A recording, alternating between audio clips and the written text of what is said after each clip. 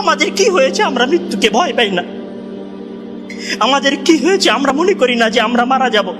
পৃথিবীর সর্বশ্রেষ্ঠ মানুষ, সর্বশ্রেষ্ঠ রাসূল দুনিয়া থেকে বিদায় নিলেন, তার সাহাবীদেরকে ছেড়ে তিনি দুনিয়া থেকে চলে গেলেন, ওপারের জগতে পাড়ি জমালেন। আমাদের কি হয়েছে যে আমরা বিশ্বাস করতে চাই না, আমরা প্রস্তুতি গ্রহণ করি না মৃত্যুর জন্য?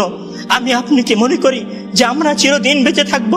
আমি আপনি কি মনে করি যে আমার গ্যারান্টি রয়েছে আমি সালাত আদায় করে আমার রুমে ফিরে যাব? বিশ্বাস করুন হে আমার ছাত্র ভাইয়েরা, অবশ্যই আমাকে আপনাকে একদিন মৃত্যুবরণ করতে হবে, আমাকে আপনাকে একদিন এই দুনিয়া ছেড়ে চলে যেতে হবে। সুতরাং মৃত্যুর জন্য প্রস্তুতি গ্রহণ করুন, সুতরাং মৃত্যুর জন্য প্রস্তুতি গ্রহণ করুন।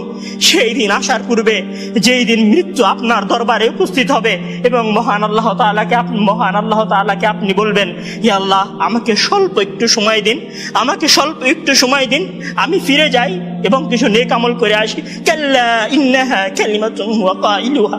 তখন মহান আল্লাহ তাআলা বলবেন, কোনো সুযোগ নেই, এটা তো তার মুখের কথা মাত্র, সে ফিরে গেলে আবারও আমল করবে না, সে ফিরে গেলে আবারও আমল করবে না।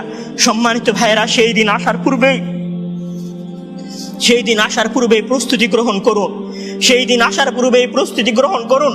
জেনে রাখুন, সেই দিন উপস্থিত হয়ে গেলে আর কোনো আমল করার সুযোগ থাকবে না। সেই দিন উপস্থিত হয়ে গেলে কবরের নাজাত পাওয়ার জন্য আর কোনো কিছু করার সুযোগ থাকবে না। সেই দিন এসে গেলে 2 রাকাত সালাত আদায় করে আল্লাহর কাছে ক্ষমা প্রার্থনা করার কোনো সুযোগ থাকবে না। সেই দিন এসে গেলে রাতে জেগে 8 রাকাত তাহাজ্জুদ সালাত আদায় করার কোনো সুযোগ থাকবে না। এখনো সময় আছে। মহান আল্লাহ তাআলার দরবারে নিজেকে সঁপে দিয়ে তার কাছে ক্ষমা প্রার্থনা করুন। মহান আল্লাহ তাআলার দরবারে নিজেকে সঁপে দিয়ে তার কাছে ক্ষমা প্রার্থনা করুন। মানুষের সাথে কোনো ভুল থাকলে সে ভুলের ক্ষমা চেয়ে নিন। মহান আল্লাহ তাআলার সীমা লঙ্ঘন করে থাকলে মহান আল্লাহ তাআলার কাছে ক্ষমা চেয়ে নিন। সেই দিন আসার পূর্বে যদি সেই দিন এসে যায়, সেদিন আর কোনো লাভ হবে না, সেদিন বেঁচে থাকার আর কোনো সুযোগ হবে না, 1 সেকেন্ড সময় আপনাকে বেশি দেওয়া হবে না।